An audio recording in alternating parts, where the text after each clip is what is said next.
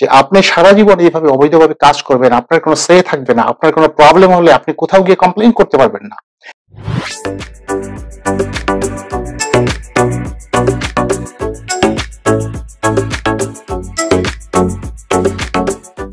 Hi viewers, আমি Tanvir Wahid America থেকে বলছি। আশা করি সবাই ভালো আছেন। বাংলাদেশের ম্যাক্সিমাম স্টুডেন্ট যারা আমেরিকায় পড়াশোনা করছেন, আমি বলবো তাদের অলমোস্ট সবাই ফুল টাইম এখানে কাজ করছেন। এটা আসলে ফুল টাইমও না, তার চেয়ে তো বেশি। ফুল টাইম যদি বলি তাহলে সেটি হচ্ছে সপ্তাহে 40 ঘন্টা, কিন্তু তারা সপ্তাহে 5 থেকে 7 দিন 40 থেকে 50 ঘন্টা কাজ করছেন। এখন প্রশ্ন হচ্ছে এই 50 ঘন্টা কাজ করে তারা কিভাবে তাদের পড়াশোনা চালিয়ে যাচ্ছেন, এবং যারা এটি করছেন তাদের জন্য ভয়াবহ পরিণাম অপেক্ষা করছে। তো সেটি অনেকেই জানেন না, অনেকেই জানেন কিন্তু বুঝতে পারেন না। তো এখন প্রশ্ন হচ্ছে যে আমি এই ভিডিওটার মধ্যে আপনাদেরকে আজকে খুব ক্লিয়ারলি যে সমস্ত প্রবলেমগুলো আপনাদের হতে পারে সেটি ক্লিয়ারলি বলবো, আর এই প্রবলেম থেকে কিভাবে আপনারা বেরিয়ে আসবেন, অর্থাৎ বৈধভাবে এখানে কিভাবে ওপিটি পাবেন, সিপিটি পাবেন, বা H1B ভিসার মাধ্যমে ওয়ার্ক পারমিট পাবেন, এবং পরবর্তীতে হয়তো বা পিআরও অনেকে পাবেন। আর পিআর না পেলেও আপনারা যদি অ্যাটলিস্ট H1B ভিসা সেটা যদি পান, সেটি দিয়েও আপনারা এখানে বৈধভাবে কাজ করতে পারবেন, থাকতে পারবেন, যে কোনো জব আপনারা করতে পারবেন, বাংলাদেশে যেতে পারবেন, আসতে পারবেন, সেটিও কোনো সমস্যা নেই। তো প্রথমেই যে জিনিসটা আমি বলছি যে যারা এই টোটাল পিকচারটা জানতে চান তাদেরকে বলবো যে আপনারা যদি ভিডিওটা টেনে দেখেন তাহলে এর কোনো পিকচার পাবেন না। তো যারা পুরো পিকচারটা জানতে চান সত্যিকার অর্থে, তারা একদম প্রথম থেকে শেষ পর্যন্ত দেখবেন কি কি প্রবলেম আপনাদের হতে পারে এবং সেই প্রবলেম থেকে কিভাবে বেরিয়ে আসবেন সেটি আমি ডিসকাস করবো আপনাদের সাথে। তো যদি আপনারা পুরো ভিডিওটা না দেখেন তাহলে আমি বলবো যে ভিডিওটা এখনই আপনারা লিভ করুন, কারণ অ্যাটলিস্ট আপনাদের এমবি গুলা খরচ হবে না। তো যাই হোক, প্রথমেই আসি যে বাংলাদেশের স্টুডেন্টরা কি করছে।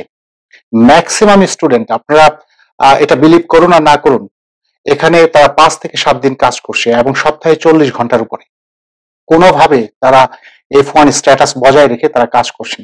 কিন্তু এটিতেও তারা বেশি দিন করতে পারবে না। একটা পর্যায়ে যে 2 বছর, 3 বছর, 4 বছর পরে তাদের যখন F1 স্ট্যাটাস শেষ হয়ে যাবে, তখন তাদের কি হবে? তখন তাদের হাতে সিম্পল দুটি অপশন তাদের হাতে থাকবে।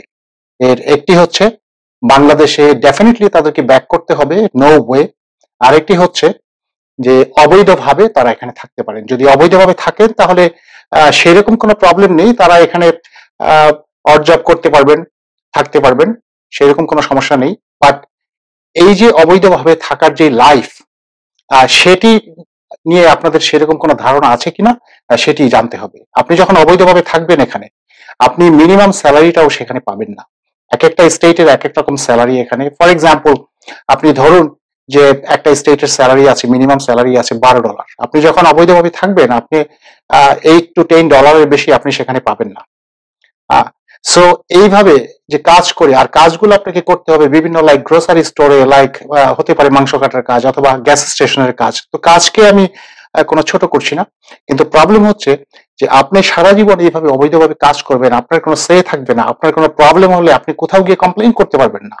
আমি বলবো অনেকটা কৃতদাসের মতো আপনাকে সারা জীবন এখানে থাকতে হবে। আপনি কোনোদিন আপনি বাংলাদেশে যেতে পারবেন না। যদি একবার যান তাহলে আর আসতে পারবেন না। আপনার আত্মীয় স্বজন কাউকে আপনি দেখতে পারবেন না। তো এভাবে যারা থাকতে চান তাদের সম্পর্কে আসলে আমার আর বলার কিছু নেই। আমি বলবো তাদের জন্য এই ভিডিওটা না। যারা আমেরিকাতে পড়াশোনা শেষ করতে চান, শেষ করে যারা বৈধভাবে ওয়ার্ক পারমিট নিয়ে এখানে থাকতে চান এবং পরবর্তীতে হয়তো একটা পিআর এরও সুযোগ পাবেন, তাদের জন্য বলবো যে আপনাদেরকে অবশ্যই ভালোভাবে পড়াশোনা করতে হবে। এবং একটা জিনিস বলবো যে যারা স্টুডেন্ট হিসেবে আছেন তাদের খুব ভালো করে জানতে হবে যে আপনাদের হাতে কতটুকু সময় আছে। আপনি যখন পাশ করবেন তারপর মনে রাখবেন আপনার গ্রাজুয়েশন ডেট যেটা থাকবে সেই ডেট থেকে অনলি 90 ডেজ আপনার হাতে সময়।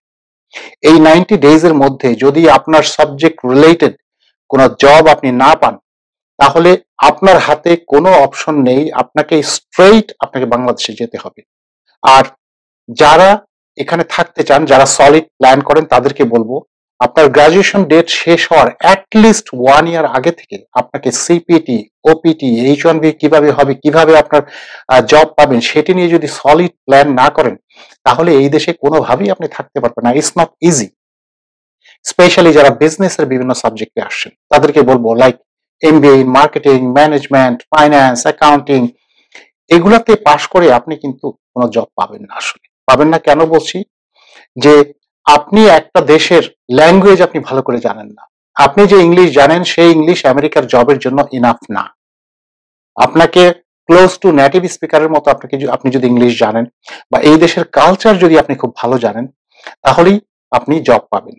এবং আমি বলবো যে হয়তো বা বড়জোর 5% স্টুডেন্ট যারা ইংলিশে খুবই ভালো, যারা ইংলিশে খুব ভালো বলতে পারেন এবং ইংলিশ খুব ভালো বুঝেন, আমেরিকান অ্যাকসেন্ট বুঝেন, যারা আমেরিকান মুভি দেখলে পুরোপুরি বুঝেন, ওই সমস্ত ক্ষেত্রে কিছু কিছু স্টুডেন্ট আছে, তারা পাশ করার পর ডেফিনেটলি তারা ভালো জব পাবেন এবং এই দেশে তারা বৈধভাবে থাকার একটা ব্যবস্থা করে নিতে পারবে। আর 95% স্টুডেন্ট আমি বলবো তারা এই দেশে পাশ করার পর আপনি জব পাবেন। আমি যদি একটা এক্সাম্পল দিই আপনাদেরকে তাহলে বুঝবেন। ধরুন আমেরিকা থেকে একটা স্টুডেন্ট বাংলাদেশে গিয়েছে, সেখানে ঢাকা ইউনিভার্সিটিতে ফাইন্যান্স লাইক মার্কেটিং এসে পড়ছে, মার্কেটিং পাশ করার, সেখান থেকে পাশ করার পর মাস্টার্স করার পর যদি তাকে বলা হয় একটা বাংলাদেশে একটা ইন্টারনেট সার্ভিস প্রোভাইডার কোম্পানিতে তাকে একটা মার্কেটিং এক্সিকিউটিভের জব দেওয়া হয়, তখন তাকে কি করতে হবে? তখন তাকে হয়তো মতিঝিলে যেতে হবে, ধানমন্ডি যেতে হবে, বিভিন্ন অফিসে গিয়ে তার প্রোডাক্টটা তাকে এক্সপ্লেইন করতে হবে। এখন তাকে যে বাংলা ভাষায় সেভাবে এক্সপ্লেইন করতে হবে, তাহলে বাংলা ভাষাটা কি পরিমাণ জানতে হবে তাকে। এবং সেখানে বিভিন্ন অফিসে অনেকেই আছেন যাদের বাংলা পুরোপুরি শুদ্ধ না, তারা হয়তো লাইক চিটং এর টান আছে, তাদের চিটং এর অ্যাকসেন্ট আছে, তাদের নোয়াখালীর অ্যাকসেন্ট আছে, তাদের ঢাকার লোকাল অ্যাকসেন্ট আছে। তো সেই জিনিসগুলো যদি আপনি না বুঝেন, অর্থাৎ আমি বলতে চাই যে ল্যাঙ্গুয়েজটা আপনাকে এমন ভাবে বুঝতে হবে, সেই দেশের কালচারটাকে আপনার এমন ভাবে বুঝতে হবে, তাছাড়া কিন্তু আপনি জব পাবেন না। তো দিস ইজ ভেরি ইম্পর্টেন্ট। তাহলে প্রশ্ন হচ্ছে যে এখানে হাজার হাজার ইন্ডিয়ান যারা ইন্ডিয়া থেকে পড়াশোনা করতে আসে, তারা কিভাবে জব পায়? এর একটি আপনাকে টেকনিক করতে হবে। আপনাকে এমন কোন সাবজেক্ট আপনাকে চুজ করতে হবে যেই সাবজেক্টগুলা টেকনোলজি রিলেটেড অথবা টেকনোলজির খুব আশেপাশে অথবা আপনার মেইন কোর্সের সাথে এমন কোন কোর্স অথবা ট্রেনিং কোর্স আপনাকে করতে হবে যেটা আপনার জব পাওয়ার ক্ষেত্রে আপনি যখন রেজুমে সেট আপ করবেন সেক্ষেত্রে আপনাকে সহায়তা করবে। এবং এই সমস্ত ট্রেনিং কোর্সগুলা যেটি হবে আপনাকে অনলাইনে লাইভ প্রজেক্টে আপনাকে শেখানো হবে। এটি এমন না যে 4 ইয়ার্স এর ব্যাচেলর বা 1 ইয়ার 2 ইয়ার্স এর মাস্টার্স করলেন, থিওরিটিক্যালি আপনি শিখলেন। এই সমস্ত কোর্সগুলো থিওরিটিক্যালি নয়। আপনাদের যদি একটা এক্সাম্পল দিই তাহলে বুঝবেন। লাইক আপনি এমবিএ করছেন ইন মার্কেটিং, আপনি সেই সাথে আপনি কি করতে পারেন? আপনি কিউএ করতে পারেন, কোয়ালিটি অ্যাসুরেন্স যেটা আছে সফটওয়্যার কিউএ, সেই কোর্স আপনি করতে পারেন। আপনার গাইডওয়্যার অ্যাপ্লিকেশন আছে, এটি হচ্ছে নর্থ আমেরিকার one of the biggest application. North আমেরিকার বড় বড় কোম্পানি, ইন্স্যুরেন্স কোম্পানি যেগুলো আছে সেগুলো তাদের এই অ্যাপ্লিকেশনটা ইউজ করে। সো এই অ্যাপ্লিকেশনটা আপনি শিখতে পারেন। তাহলে এটি হবে কি একেবারে প্রজেক্ট লেভেলে আপনার শেখা। আপনি ইন্টারভিউতে যে বলতে পারবেন যে আমি এই কাজ জানি। আপনি AWS শিখতে পারেন, আপনি SQL সার্ভার আপনি শিখতে পারেন, আপনি বিজনেস অ্যানালিস্ট আপনি শিখতে পারেন যে এখানে কিভাবে কাজ করে, কি কি প্রজেক্টে কাজ করে। সুতরাং এইগুলো যদি ভ্যালু এডিশন হিসেবে আপনি আপনার রেজুমেতে অ্যাড না করতে পারেন, আপনি সিম্পল আপনার MBA in marketing, MBA in like management, in supply chain management, এইগুলা দিয়ে আপনি জব পাবেন না আনলেস আপনার যদি ইংলিশ সেই লেভেলে থাকে এবং আপনি যদি এখানকার অ্যাকসেন্ট বুঝতে পারেন, আপনি এখানকার কালচার যদি বুঝতে পারেন, তাহলেই আপনি পাবেন। আর এটা মনে করার কোনো কারণ নেই যে আপনি এখানে এসে 2 বছর 4 বছরে আমেরিকার ল্যাঙ্গুয়েজ সেইভাবে আপনি শিখে যাবেন। এটা it's a long term process, এটা আপনি কখনোই পারবেন না। সো আমি বলবো যে ইন্ডিয়ান যারা student they are very smart, because তারা জানে যে কিভাবে পড়াশোনার সাথে সাথে কি করলে তার ভ্যালু এডিশন হবে, তার রেজিউমেটা রিচ হবে, এবং কিভাবে সিপিটি পেতে হবে, কিভাবে ওপিটি পেতে হবে, কিভাবে পাশ করার পর খুব দ্রুত 90 ডেজ এর মধ্যে জব পাইতে হবে। আমি আবারও বলছি 90 ডেজ, অনলি 3 মান্থস। আপনাকে যদি একটা এক্সাম্পল দিই, যে আপনি বাংলাদেশে ধরুন আপনি ঢাকা ইউনিভার্সিটি থেকে আপনি ম্যানেজমেন্টে আপনি পাশ করেছেন এবং আপনার রেজাল্টও মোটামুটি ভালো। বাংলাদেশে যেই দেশে আপনি জন্মগ্রহণ করেছেন, যেই দেশের ল্যাঙ্গুয়েজ আপনি পুরোপুরি জানেন, আপনি হয়তো চিটং, নোয়াখালী, কুমিল্লার ল্যাঙ্গুয়েজও মোটামুটি বুঝতে পারেন। আপনি যেই দেশে আপনার ইভেন অনেক মামা চাচা, অনেক আত্মীয় স্বজন আছে যারা বিভিন্ন বড় বড় পোস্টে যারা যেখানে কাজ করেন, আপনার অনেক পরিচিত জানাশোনা লোক আছে, সেই দেশে থেকেও আপনি মাস্টার্স পাশ করে আপনি কি 3 মাসের মধ্যে আপনি জব ম্যানেজ করতে পারবেন?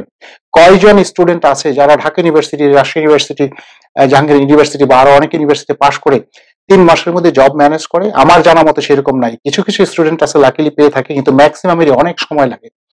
এখন প্রশ্ন হচ্ছে এই 90 ডেজ এর মধ্যে আপনি তাহলে কিভাবে জব ম্যানেজ করবেন? এর জন্য আমি বলবো যারা ইন্ডিয়া থেকে আসছে তারা যে প্ল্যানটা নেয় আপনাকে এক্স্যাক্টলি সেই প্ল্যানটা আপনাকে নিতে হবে। আপনাকে পাস করার অ্যাটলিস্ট 1 ইয়ার বিফোর, অ্যাটলিস্ট আবার বলছি 1 বছর আগে আপনাকে দেখতে হবে আপনি ইংলিশ আপনার ডেভেলপ করতে হবে। আপনাকে সাইডে অন্য কোর্স, অন্য ল্যাঙ্গুয়েজ, অন্য ট্রেনিং কোর্স সেগুলো আপনাকে অ্যাড করতে হবে সাথে। তাহলে আপনি হয়তো পাশ করার পরে একটা জব পেতে পারেন। আদারওয়াইজ আমি বারবার বলছি এই সমস্ত ডিগ্রি দিয়ে আপনি কিন্তু জব পাবেন না। এটা শুনতে হয়তো আপনারা অনেকেই হয়তো আমার কথায় মনোবল হারাবেন, কিন্তু যা সত্যি তাই। এইসব দিয়ে আপনাদের জব হবে না, আলটিমেটলি আপনাদেরকে বাংলাদেশে ব্যাক করতে হবে। বাংলাদেশি ম্যাক্সিমাম স্টুডেন্ট যে প্রবলেমটা হচ্ছে তারা এই দেশের immigration, specially F1 student visa থেকে কিভাবে সিপিটি, কিভাবে ওপিটি এবং কিভাবে H1B সেগুলো সম্পর্কে তেমন কোনো ধারণা রাখেন না। হয়তো না, এটা না রাখাটাই হয়তো স্বাভাবিক। কিন্তু প্রশ্ন হচ্ছে ইন্ডিয়ানদের সাথে বাংলাদেশের ডিফারেন্স হচ্ছে যে বাংলাদেশি স্টুডেন্টরা সেগুলো জানার তেমন কোনো তাদের আগ্রহই নেই, অথচ একজন ইন্ডিয়ান স্টুডেন্ট তারা ফ্রম ডে ওয়ান আমেরিকায় যেদিন তারা আমেরিকায় যেদিন আসে সেই দিন থেকে তারা চিন্তা করে কিভাবে আমাকে সিপিটি পেতে হবে, কিভাবে আমাকে ওপিটি পেতে হবে, কিভাবে আমাকে জব পেতে হবে, জব পাওয়ার জন্য পড়াশোনার পাশাপাশি আমাকে কি করতে হবে। এখানেই হচ্ছে বাংলাদেশের এবং ইন্ডিয়ান স্টুডেন্টদের সাথে ডিফারেন্স। আপনারা হয়তো অনেকেই আমাকে করতে পারেন যে আমি কেন ইন্ডিয়ানদের আমি এত আগিয়ে রাখছি, কারণ আমি যেখানে কাজ করি খুব ক্লোজলি আমি দেখি এখানে যে তারা কি করে। আমি যেখানে কাজ করি আমি হচ্ছে একমাত্র বাংলাদেশি এই অফিসে আমি কাজ করি, আর এখানে প্রত্যেকটি আইটির প্রত্যেকটি লোক এখানে ইন্ডিয়া থেকে এসছে। সুতরাং আমি তাদের খুব কাছ থেকে দেখি তারা কি কি করে, এবং তাদের ম্যাক্সিমাম হচ্ছে তারা F1 ভিসায় এসছে, স্টুডেন্ট ভিসায় এসে তারা এখন জব করছে। আর যারা মনে করেন যে আমেরিকাতে আসতে পারাটাই একটা বিরাট সাফল্য, তাদের জন্য আসলে আমার বলার কিছু নাই। কারণ তাদের শুরু থেকেই হয়তো উদ্দেশ্য ছিল যে আমেরিকায় যাবে, আমেরিকায় যে স্টুডেন্টের এই স্ট্যাটাস যতদিন রাখা যায় ততদিন এইভাবে রাখবেন আর সাথে সাথে কাজ করবেন। আর যদি স্ট্যাটাস যখন চলে যাবে তখন তারা অবৈধভাবে থাকবেন। তো যারা এইভাবে থাকতে চান তাদেরকে বলবো, অনেকেই আছেন যারা অ্যাসাইলামের কথা চিন্তা করছেন, আপনাদের ফর ইউর কাইন্ড ইনফরমেশন আপনাদেরকে বলছি যে আপনি যখন অ্যাসাইলামের জন্য অ্যাপ্লাই করবেন আপনার এই কেসটা ডিসিশন হতে মোটামুটি 6-7 বছর 8 বছর লেগে যায়। এর কোনো গ্যারান্টি নেই যে আপনার অ্যাপ্লিকেশনটা অ্যাপ্রুভ হবে। অনেকেই পায়, অনেকেই পায় না। এখন প্রশ্ন হচ্ছে যে যারা পায় তারা এখন কিভাবে পাচ্ছে। গত কয়েক বছরে দেখা যাচ্ছে যে ম্যাক্সিমাম অ্যাসাইলাম কেসের যেটা হচ্ছে তাদেরকে স্পষ্ট একদম তাদেরকে একটা কন্ডিশন দেওয়া হয় যে তুমি আর জীবনে কখনোই তোমার দেশে যেতে পারবে না, অর্থাৎ আপনি যদি পানও আপনি কোনোদিন আপনি বাংলাদেশে যেতে পারবেন না। এভাবেই ম্যাক্সিমামকে দেওয়া হয়। আপনি বিশ্বের সব জায়গায় আপনি যেতে পারবেন কিন্তু এক্সেপ্ট বাংলাদেশ, অর্থাৎ আপনার যে আত্মীয় স্বজন, বাবা মা, ভাই বোন, কারোর সাথে আপনি কোনোদিন দেখা করতে পারবেন না। তো এইভাবে যদি আপনারা থাকতে চান অবৈধভাবে, বা এইভাবে যদি আপনারা ওই অ্যাসাইলাম করে থাকতে চান, তাদের উদ্দেশ্যে আমার বলার কিছু নেই। কারণ অন্যান্য ইউটিউবার যারা আছে তারা যেটা বলবেন কিভাবে এই দেশে B1 B2 ভিসায় এসে আবার কিভাবে অন্য অ্যাসাইলাম করে আপনি করবেন, এই সমস্ত নানান ধরনের উদ্ভট সব চিন্তি করে তারা দিয়ে থাকেন, কারণ তারা ভিউজ এবং সাবস্ক্রাইবারের জন্য তারা এগুলা করে থাকেন।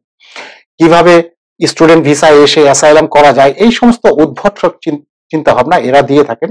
এদের মতো আমি আসলে করতে চাই না। আমার কথা হচ্ছে আমি যেটুকু সময় পাই সেটি হচ্ছে আমি আমি একজন কোনো প্রফেশনাল ইউটিউবার নই, কিন্তু বাংলাদেশের স্পেশালি যারা স্টুডেন্ট যারা আছে তাদের যদি কোনো সহায়তা হয় এই কারণেই আমি কিছু কিছু ভিডিও করে থাকি। যদি কখনো সময় না পাই তখন হয়তো করব না। তো যাই হোক, আমি শেষ পর্যন্ত বলতে চাই যে যারা পড়াশোনা এই দেশে সত্যিকার অর্থে করতে চান এবং এই দেশে বৈধভাবে থাকতে চান, কাজ নিয়ে থাকতে চান, তাদেরকে পড়াশোনার প্রতি বেশি মনোযোগ দিতে হবে। এবং এটি সত্য যে হ্যাঁ আপনাদের হয়তো কাজও করতে হবে, টিউশন ফিস হয়তো কিছুটা ম্যানেজ করতে হবে যতটুকু পারা যায়। এখন আমার প্রশ্ন হচ্ছে পড়াশোনা করে তারপরে যে সময়টুকু পাবেন ডেফিনেটলি আপনারা কাজ করবেন, কিন্তু পড়াশোনাটাকে প্রাধান্য দিতে হবে এবং মনে রাখতে হবে 1 ইয়ার বিফোর আপনাদের সবকিছুর জন্য রেডি থাকতে হবে। সুতরাং আপনার টোটাল প্ল্যান, সলিড প্ল্যান করতে হবে যে কিভাবে ওপিটি, আবারও বলছি বারবার, সিপিটি, ওপিটি, H1B জব পাওয়া, এই কয়েকটা জিনিস যদি মাথায় রেখে এর জন্য কি কি করতে হবে। এবং সবশেষে জানিয়ে রাখছি যে লাইক কিউএ কোর্স করা বা গাইডওয়ারের কোর্স করা বা বিএর করা বা AWS এইরকম অনেক ইনস্টিটিউশন আছে এবং বাঙালি বেশ কয়েকটি ইনস্টিটিউশন আছে যেগুলো নিউ ইয়র্কে এবং অন্যান্য স্টেটেও আছে। সেখানে আপনারা যোগাযোগ করতে পারেন, তারা ওখানে করায় এবং এইগুলা আপনার ওই স্টেটে থাকতে হবে এমন কোনো কথা নয়। এবং এই সমস্ত প্রত্যেকটা কোর্সই এইগুলো অনলাইনে করানো হয় এবং এগুলো হচ্ছে রিয়েল টাইম প্রজেক্টে করানো হয়। ইউনিভার্সিটিতে যেরকম থিওরিটিক্যাল শেখানো হয় ব্যাপারটি সেরকম না।